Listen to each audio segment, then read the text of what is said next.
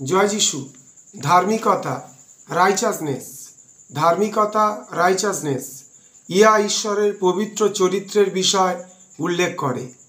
তিনি সর্বদাই চিন্তায়, বাক্য ও কার্যে ন্যায়সম্মত ব্যবহারে ও কার্য সম্পাদনে সঠিক। তিনি সর্বসময়ে সর্ববিষয়ে ন্যায়পরায়ণ, ধার্মিক ও বিশ্বস্ত। ইহাই ধার্মিকতা পরিমাপের বা মান নির্ণয়ের বিধি। যা ধার্মিকতা নয় তা খারাপ, মন্দ, অসত্য, সংক্ষেপে অপবিত্র।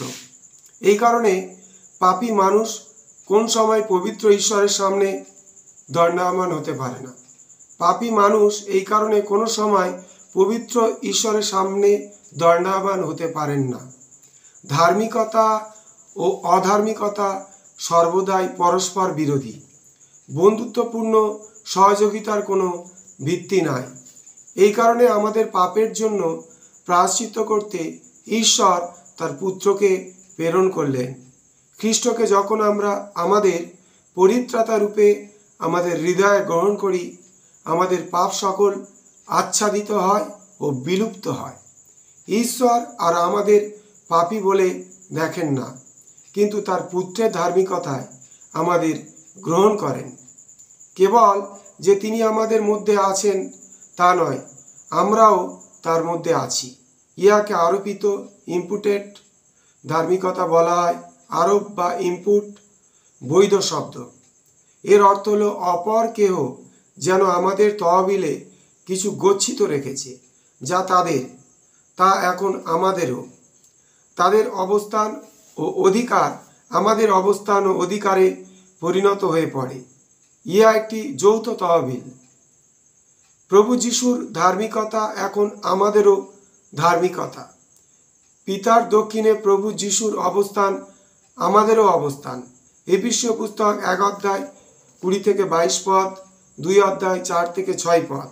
আরোপিত বা ইম্পিউটেড ধার্মিকতা, যা আমাদের বৈধ অধিকার ব্যতীত এক প্রদত্ত বা ইম্পোর্টেড ধার্মিকতা আছে।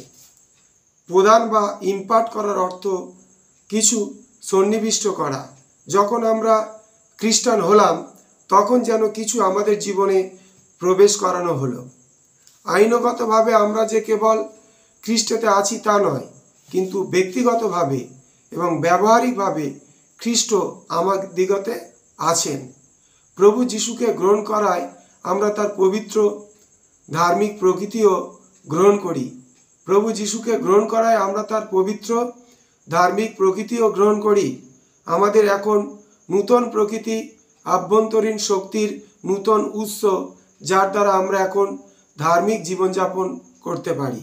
আমাদের পুরাতন প্রকৃতি স্বভাব খ্রিস্টের সহিত ক্রুশে মৃত্যুবরণ করেছে এবং আমাদের নূতন প্রকৃতিকে প্রকাশ করার অধিকার ও স্বাধীনতা দেয়। আমাদের পুরাতন প্রকৃতি স্বভাব খ্রিস্টের সহিত ক্রুশে মৃত্যুবরণ করেছে এবং আমাদের নূতন প্রকৃতিকে প্রকাশ করার অধিকার ও স্বাধীনতা দেয়। জয় যিশু।